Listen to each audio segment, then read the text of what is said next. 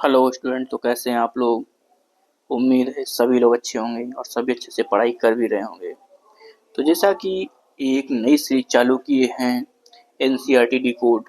तो इसमें कल एक क्लास हो गई थी जिसमें ग्राफाइट्स का शुरुआत कर दिए थे और उसी को आगे बढ़ाते हुए आज क्या है लीवरवर्ड्स के बारे में बताएंगे। तो जो स्टूडेंट देखे थे तो शायद क्या ऑब्वियसली उनको मज़ा आया होगा, क्योंकि बहुत कुछ उनको जानने को मिला।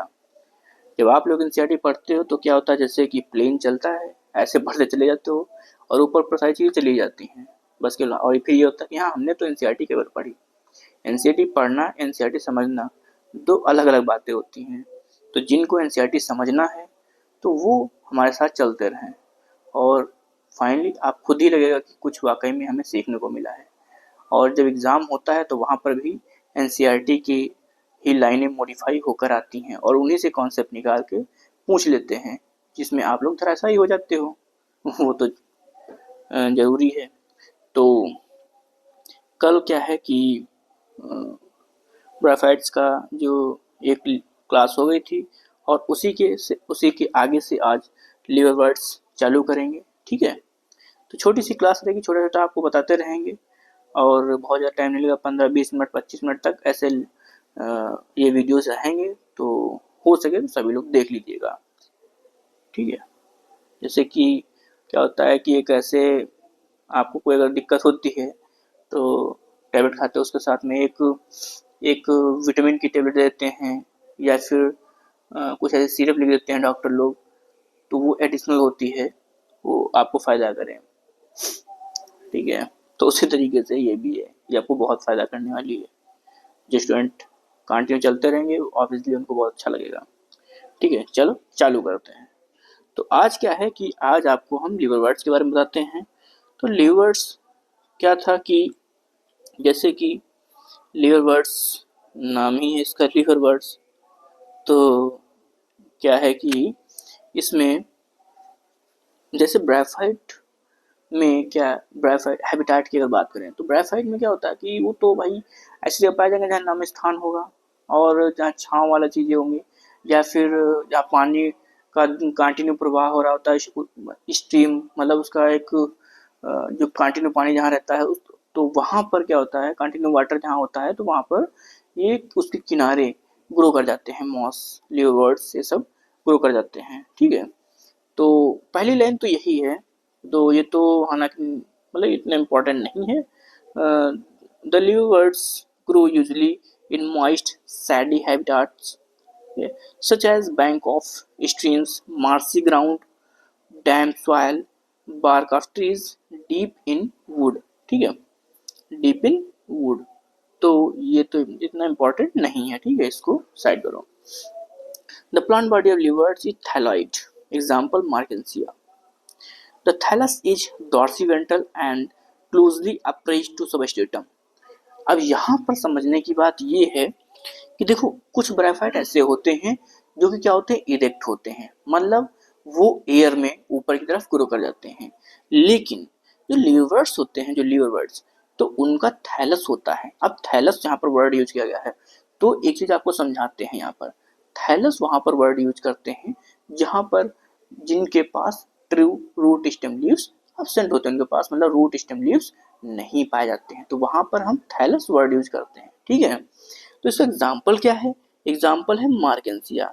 अब मार्केंसिया में क्या होता है, ये क्या कैसे ग्रो करता है, डॉर्सीवेंट्रल ग्रो करता है, या फिर इसको बोल सकते हैं हॉरिजेंटल ग्रो करता है। जैसे हमने कहा था ना कल, क्रीपिंग होता है, जैसे स्नेक ऐसे चलता है, उसी तरीके से ये भी ग्रो करते हैं सबस्टेटम से अटैच होकर के। ठीक है, क्लोजली अप्रेस्ड का मतलब उसी से अटैच रहते हैं सबस्टेटम से। ठीक है, the leafy member have tiny leaf like appendages in two rows in the stem like structure। अब इनके पास देखो क्या होता है कि स्टेम तो इनके पास होगा नहीं, ओरिजिनल इनका मतलब स्टेम तो होगा नहीं इनके पास, और रूट्स भी नहीं होती हैं, लीव्स भी नहीं होती, लेकिन उसके जैसे इनके पास स्ट्रक्चर होते हैं। इसीलिए तो एल्गी से ज़्यादा डिफ्रेंशिएटेड होते हैं ये, इसीलिए तो एल्गी से ज़्यादा एडवांस होते हैं ये, क्योंकि इनके पास में क्या है, स्टेम लाइक स्ट्रक्चर है इनके पास में रूट लाइक स्ट्रक्चर हैं, इनके पास में लीफ लाइक स्ट्रक्चर हैं, तो उनसे ज़्यादा एडवांस हुई है ना, उनसे ज़्यादा इवॉल्व हुई है, ठीक है। तो इनके पास में क्या होता है कि अब यहाँ पर ये बताया गया है कि अगर आप देखो, मेरा अगर लेक्चर देखोगे जाके क्लास जो है, तो उसमें देखोगे तो वहाँ पर मैंने बताया है, प्रॉपर समझाया है कैसे। तो फिर भी एक बार हम यहाँ पर बता देते हैं आपको। जैसे कि ये सपोज मान लीजिए चलिए स्टेम है, ठीक है। अब लीफ, तो लीफ कुछ ऐसे निकलेंगी, ऐसे इधर से, ऐसे, ऐसे, ऐसे। तो ये 2 रो में हो गई, ठीक है। इस तरीके से ये 2 रो में ऐसे चलती हैं, स्टेम के इस साइड में, स्टेम के उस साइड में, 2 रो में ये ग्रो कर जाती हैं, ठीक है।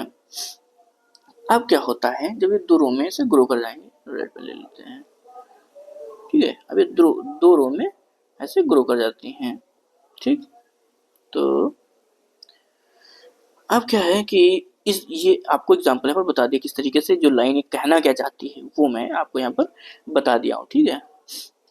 अब अगली लाइन पर आते हैं, asexual reproduction in liverworts. अब ए सेक्सुअल रिप्रोडक्शन कैसा होता है लीवर बर्ड्स में, किस तरीके से होगा, तो क्लास में तो मैंने बताया, बहुत अच्छे से बताया, यहाँ पर रिप्रोडक्शन बहुत अच्छे से वहाँ पर समझाया है, ठीक है। फिर भी अब एनसीईआरटी पढ़ा है तो यहाँ पर भी समझाना है, समझाएंगे, बिल्कुल समझाएंगे और अच्छे से समझाएंगे आपको। Asexual reproduction liverworts में जो होता है, टेक प्लेस बाय फ्रेगमेंटेशन के द्वारा। इनमें कैसे होगा, फ्रेगमेंटेशन के थ्रू होता है।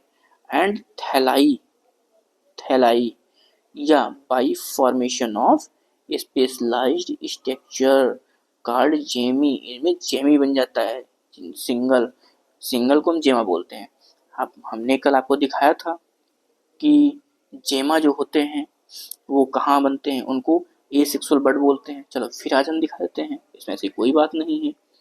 तो कहाँ पर होते हैं, कहाँ पर होते हैं, कहाँ पर होते हैं, ये होते हैं, ठीक है।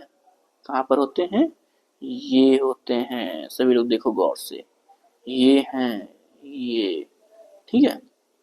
ये बन जाते हैं, ये ए सेक्सुअल बर्ड होते हैं। यही जब गिर जाते हैं सॉइल में चले जाते हैं, या तो सबस्ट्रेटम पर जब चले जाते हैं, तो यही एक नई प्लांट बॉडी बना लेते हैं, ठीक है। यही यहाँ पर लाइन लिखी हुई है, जेमी का फॉर्मेशन होता है तो ये एक नई प्लांट बॉडी बना लेते हैं, ठीक है। तो ये यहाँ पर लिखा हुआ है।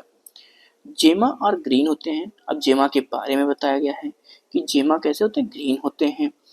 जेमा ग्रीन होंगे और कैसे होंगे, मल्टी सेलुलर होते हैं, ए सेक्सुअल बर्ड होते हैं ये, ठीक है। Which develop in small रिसेप्टिकल called जेमा कप। ये जेमा कप के ऊपर डेवलप होते हैं, ये लोकेटेड ऑन थैलाई, ठीक है। थैलाई जो थैलस ऐसे नहीं बना था ऐसे, उसके ऊपर रिसेप्टिकल ऐसे इस तरीके से बने थे, ठीक है। इन पर जेमी होती हैं। यही जेमी जब सबस्ट्रेटम पर जाती हैं तो वो नया एक थैलस तैयार कर लेती हैं। इस तरीके से क्या हुआ भाई, अगर हैप्लॉइड ये रहा है थैलस, तो वो भी हैप्लॉइड हुआ, तो इसलिए इसको क्या बोलते हैं, ये सेक्सुअल रिप्रोडक्शन बोलते हैं। तो ये जो जेमा होते हैं ये सेक्सुअल रिप्रोडक्शन में पार्टिसिपेट कर लेते हैं, ठीक। आपको यहाँ तक बात समझ में आई। अब आगे आते हैं, gemma become detach from the parental body and germinate to form new individual. Line समझ में है एकदम क्लियर, यही मैंने आपको यहाँ पर समझाया है, ये एकदम लाइन समझ में क्लियर आ गई होगी। During during sexual production. अब यहाँ तक जो बात थी वो एसेक्सुअल रिप्रोडक्शन की बात थी। अब बात कर रहा है यहाँ पर, क्या बात कर रहा है, सेक्सुअल रिप्रोडक्शन की। तो चलो सेक्सुअल रिप्रोडक्शन के बारे में समझते हैं। तो सेक्सुअल रिप्रोडक्शन की बात करते हैं तो ये मेल और फीमेल क्या काहे की बात कर रहा है, मेल फीमेल सेक्स ऑर्गन की बात कर रहा होगा, हाँ सेक्स ऑर्गन की बात कर रहा है यहाँ पर, ठीक है। Are produce either on same और डिफरेंट थैलाई। या तो सेम थैलस पर होंगे मेल और फीमेल सेक्स ऑर्गन, या तो डिफरेंट थैलस पर होंगे। चलो इसके बारे में देखते हैं कि अभी देखो जैसे मार्केंसिया था तो उसमें कैसे अलग अलग दिखाया गया था। तो इसी तरीके से क्या होता है, ये सेम थैलस पर भी हो सकते हैं सेक्स ऑर्गन, या फिर डिफरेंट थैलस पर भी हो सकते हैं सेक्स ऑर्गन, ठीक है। The sporophyte is differentiated into food सीटा एंड कैप्सूल में डिफरेंशिएटेड होता है। तो इनका स्पोरोफाइट जो होता है वो किसमें, आपको स्पोरोफाइट कल बनाकर भी दिखाए थे, फिर आज बना के दिखा देंगे, ऐसे कोई बात नहीं है, फिर आज बनाकर दिखा देंगे हम, देखो जैसे कि ये ऐसे, कुछ ऐसे, ठीक है, ऐसे। अब इसमें क्या था, इसमें ऐसे क्या थे, स्पोर, म्यूसिस के बाद ऐसे स्पोर बन जाते हैं इसमें, ये म्यूसिस के बाद बनते हैं, ध्यान रखना, ठीक है। तो ये क्या है, ये पार्ट जो है, ये वाला पार्ट, ये रुको, इसको फिर से लिखते हैं, ये वाला पार्ट कैप्सूल है, और ये पार्ट आपका सीटा हो जाएगा, और ये वाला पार्ट फुट हो जाएगा, ठीक है। तो समझ में आ गया आपको, ठीक है।